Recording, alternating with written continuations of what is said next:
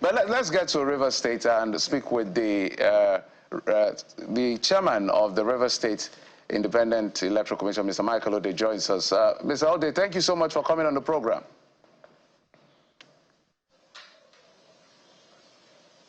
Good morning. Good morning, Zusa. I know you have a busy day, and thank you for taking our time to just come and give us heads up. So let's begin with the very basic of level of preparations as far as the elections are concerned. We saw your, I think, the presser yesterday talking about citizens should come out to vote and all of that. But just give us an overview of what you're dealing with today. The issuance of the notice of election and the release of the election timetable as revised, and after that we started engaging with our stakeholders.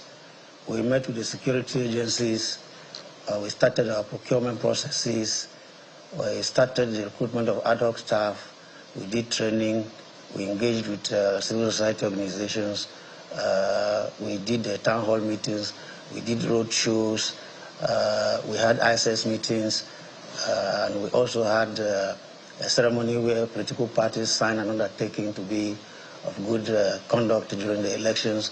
And all those processes have culminated today where we are to do the implementation as was planned. I have for you is a question that I've been asking and earlier, and that is, what would you say is the level of preparedness, particularly in terms of voter awareness? Elections, local government elections are usually not so much given attention by the people. As a matter of fact, if you had been listening to radios, we actually saturated the airwaves. We made sure that our public affairs department was fully engaged. We reached out to other stations, and from time to time we made sure that the public was kept abreast of our processes and procedures, and we hope that that will resonate today with the outcome. But engagement, it's one thing to give out information, it's another thing to confirm or affirm whether or not the people are resonating with the information you are putting out. Do you have any response whatsoever as to how the people are likely to respond today? Well, I'm not a clairvoyant, but I believe that with our interactions with them, particularly the political parties, the traditional rulers, for instance, also called out people to make sure they key into the processes and be peaceful during this exercise. And yes, you may not have 100% acceptance in terms of voter participation, but relatively, I think the voter turnout will be encouraging, hopefully, today. Ms. Ode, so we're going to wind down with you because we know you have a busy day. I know that your appointment was a very tumultuous process, given that you're not from River State, but that's not the conversation for today. We're going to have that conversation later. But where I'm going to is the time you were appointed, now that you're conducting election, quite a very short period. I remember your meeting, RSIEC meeting with the INEC chairman. If you listen to what we're saying, it has raised a concern about the shortness of time and even the constitutionality of the notice of election. Are you walking around these landmines? I didn't have any, I was not part of that meeting, so I won't comment on that. Okay, so now that you had a very short period to prepare, don't you think it's going to affect the turnout of the level of participation of the people, given the shortness of time to quickly rush through the entire process? Well, I don't call it a rush as such. We reached out to the voting population, and we did all we can from our own end. What else could we have done is to saturate the airwaves, to engage the stakeholders, and the message of participation, peaceful participation for that matter, was spread across the 23 local government areas. So I'm confident that the process is going to be seamless today. Now, one of the things that's been concerning for a bit, Mr. Ode, is that sometimes electoral materials do not get to riverine areas in good enough time. Is there any plan that you've made differently this time around to ensure that there is no delay to when they receive the materials, far and near, in River State? Okay. You know, this time around there is a different paradigm. We made sure that 2 weeks to the elections, we had a memorandum of understanding with the National Union of Maritime Workers, and we have already paid for the boats, about 300 of them, and they have been distributed to the 12 riverine local governments in River State. And as I'm speaking to you, they've been activated since morning, and that we expect, having done that, that the punctuality index in terms of beginning of poll and closing will be considerably high this time around. So, Ms. Ode, so begin to wind down with you. What are you doing? Are you concerned about the two things when it comes to local government election? One is the level of voter apathy, perhaps people, and then the issue of perception of predetermined outcome. How are you managing that?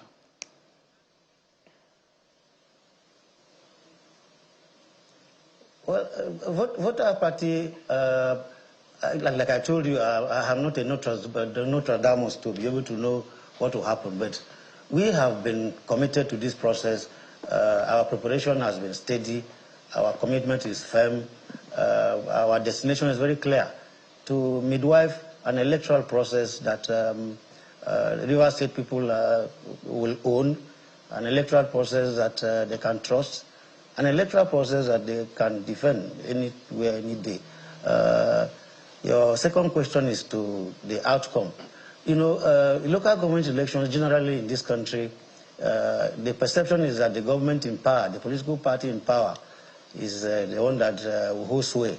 But I want to remark that, you know, opposition parties go into elections, particularly at the grassroots local government elections, with a defeatist, you know, approach. You know, for them, one, they claim they don't have resources, and you hardly even see them campaigning. And so that is why maybe the success index for political parties in power, it's at times questionable. But if you look at the dynamics, you will understand that when somebody wants to go into a context and is already feeling defeated, the outcome will be as predicted. You know, you won't blame the people. The trend has shown that significantly. For us who watch this space, it's very easy to predict a local government election. If I do a bet, I can win literally all of them because of how we found ourselves. But what is more important for you, who is a neutral umpire, is to provide a level playing field for a credible election. So what are you doing to make sure that there's confidence in RSIEC? Ability to conduct this election fairly, transparently, and credibly? Yeah, I think, you know, to show an integrity in the process, your actions or inactions will have that perception.